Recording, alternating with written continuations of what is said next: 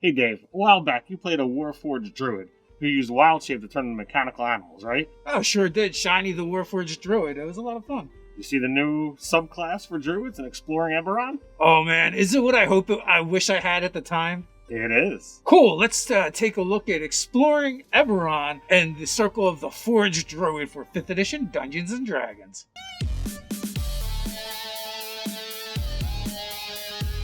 Welcome to Nerdarchy, for nerds, by nerds. I'm Nerdarchy Dave, and as usual, I'm joined by this nerd, Nerdarchy Ted. Infuse your YouTube feed with more D&D content by hitting that subscribe button. You can join the Nerdarchy Circle. We might not be Druids, but you'll get plenty of great advice by hitting that notification bell. Hey, before we get started, we just want to let you know, if you want to check out the product that we're talking about, it is over on the DMs Guild. It has been made by Keith Baker, the original designer for the Eberron world. You're going to want to take a look at it. Just go down to the description, you can find a link. In the meantime, we're going to discuss one of the subclasses and one that we've been quite excited for. Indeed. So we're looking at the Circle of the Forged, a very cool subclass for Druid. And despite its name, it is not. You don't have to be a Warforged in order to actually take this subclass. So I think it's really awesome, just from that perspective alone. Yeah, I mean, what is truly natural? The Warforged are living creatures, despite being constructed from wood and steel, drew to embrace the Circle of the Forged, explore the potential of durability. This is a young path pioneered by a handful of Warforged who saw a greater understanding of their role in the world. Over the last few decades, a number of Warforged have embraced the Circle of the Forged. However, it isn't limited to Warforged. A Kenneth Heir or an aspiring artificer might pursue the primal power as a way to transcend the limited flesh they were born with. Only a handful of druids follow this circle. Did you learn the techniques from a mentor? Or are you driven by instinct, still learning what you're capable of? Or if you're a Warforged, were you designed with the potential to assume multiple forms? And if so, who created you and why? So very cool, very thematic, and it's very evocative as you get into this reading it. So we get into circle forms. The rights of your circle grant you the ability to transform into more dangerous animal forms. Starting at 2nd level, you can use your wild shape to transform into a beast with a challenge rating as high as 1. You ignore the max CR column of the beast shapes table, but must abide by the other limitations. Starting at 6th level, you can transform into a beast with a challenge rating as high as your druid level, divided by 3, rounded down. So not exactly new there. We're not, breaking new ground. We've seen this with Circle of the Moon Druid. But again, if you want to focus on wild shaping, it's going to help. If you want to turn into more powerful creatures, pretty cool. So we have Skin of Steel. Love the sound of that soul metal. Starting at 2nd level, while you are transformed by wild shape, you gain the following benefits. You gain a +2 bonus to armor class. You have advantage on saving throws against being poisoned. You have resistance to poison damage. You don't need to eat, drink, or breathe. You are immune to disease. You do not need to sleep, and magic can't put you to sleep. While in beast form, your body is made from the same material as a Warforged. Your muscles are root-like tendrils protected by armored plates. It's obvious to an observer that you are not a normal animal. So very cool. They've got a nice evocative image to go along with that. It looks like a steel defender or a metal wolf. Very fun, very, very awesome. So with this one, I have mixed feelings, right? +2 to armor class in beast form, awesome. I mean, the biggest weakness of wild shape is the animals you generally turn into don't have great armor classes. Indeed. Now, these other abilities, if you're actually a Warforged, I think you might get them already, even though you're wild shaped. Yes. Because a lot of your natural abilities kind of cross over. Granted, +2 to armor class, I would still do it. I wouldn't complain that much.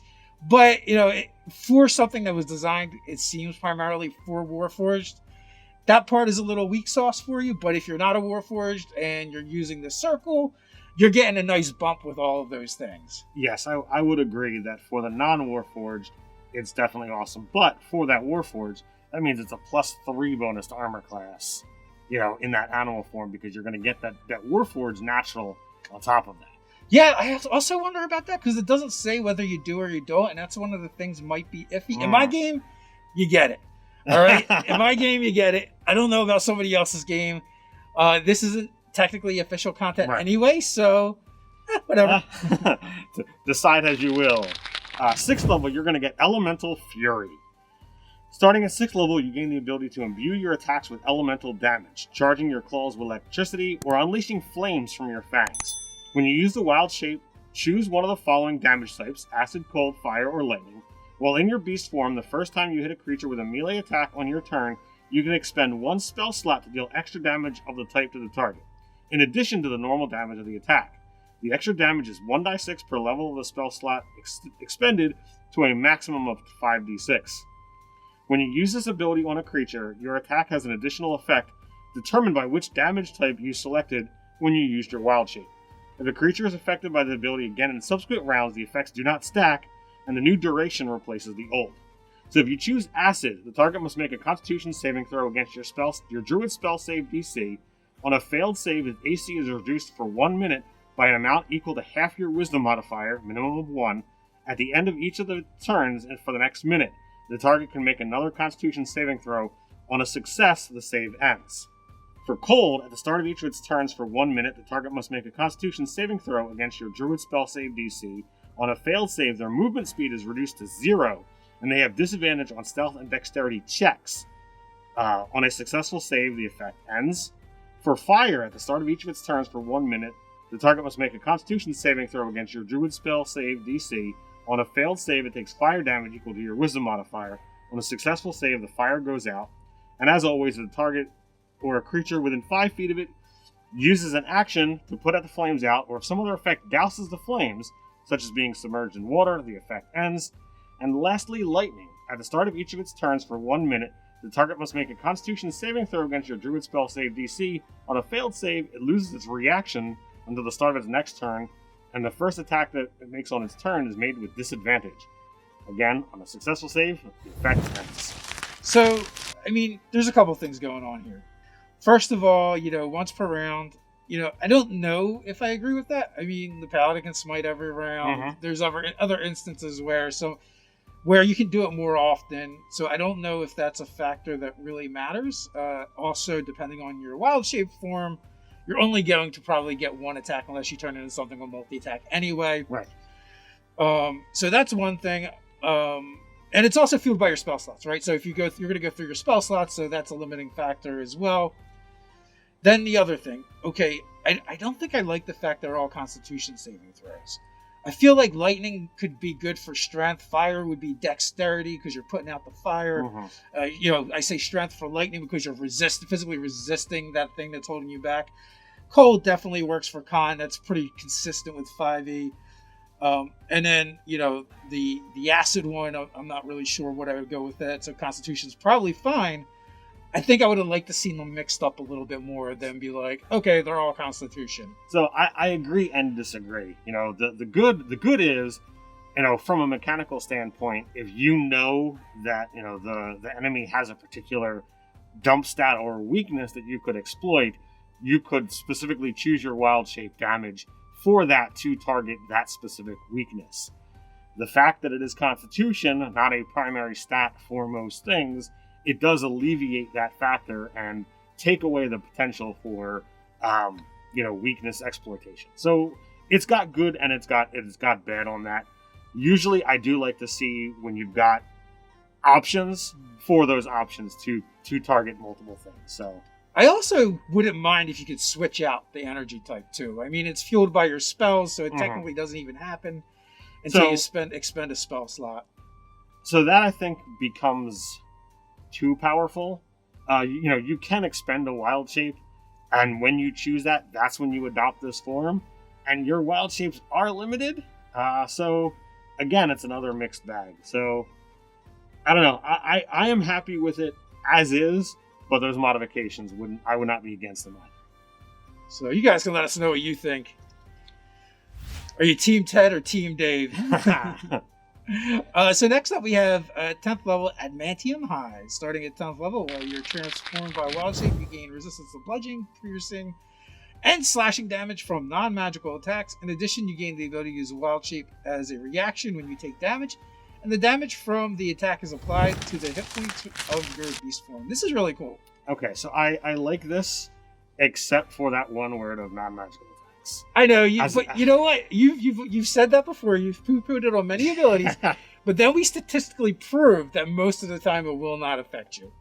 But, you're 10th level. By then, come on, there's already other things that, There's still only like 30 monsters that can hit you with magic and then, out of hundreds. And then you start incorporating, all the NPCs and everything that the DM is adding in to, be able to go again. Come on, you're 10th level, but you got some power. Let's do it. Just resistance like a barbarian. Yeah. So we get 14th level Constructed Perfection. Starting at 14th level, you're transformed by a wild shape. You can't be charmed, frightened, paralyzed, petrified, or poisoned. In addition, you are immune to poison damage. Yeah, so by the time you hit 14th level, you've got a full-on buttload of resistances and immunities, which are really cool. I mean, they're not like, they're conditions. They're not damage effects, so you're still going to take damage, except for you do kind of have resistance to that too from physical attacks, right, as long as they're non-magical. But it's everything I would want from this wild shaping ability for this particular type of druid. I really dig it. I absolutely agree. I like the fact that flavor-wise, they build it up so that it's primarily, designed for Warforged, but not limited to. And they say that there's only a handful of druids out there, so you don't have a plethora of, mechanical animals running around that are really druids. So you can have a lot of fun with it. And I think it could be something that, maybe the Warforged talks to the DM and say, hey, this would be kind of cool. My Warforged has always felt weird, in this, more bipedal form. Could I get this on a, subclass, access? So I think that could be a really cool flavor to play with. Oh no, it's Mecha Druid. So yeah, no, I dig it. I think it'd be fun. The question is, would you want to play it as a Warforged or some other race? I mean, heck, you could be a Dragonborn, wild-shaped into a dire wolf that breathes fire. That would be kind of cool. I would totally be down for something like that. I mean, and we had talked about, like, I played this druid essentially, minus all the benefits. I was just a Circle of the Moon druid. Right.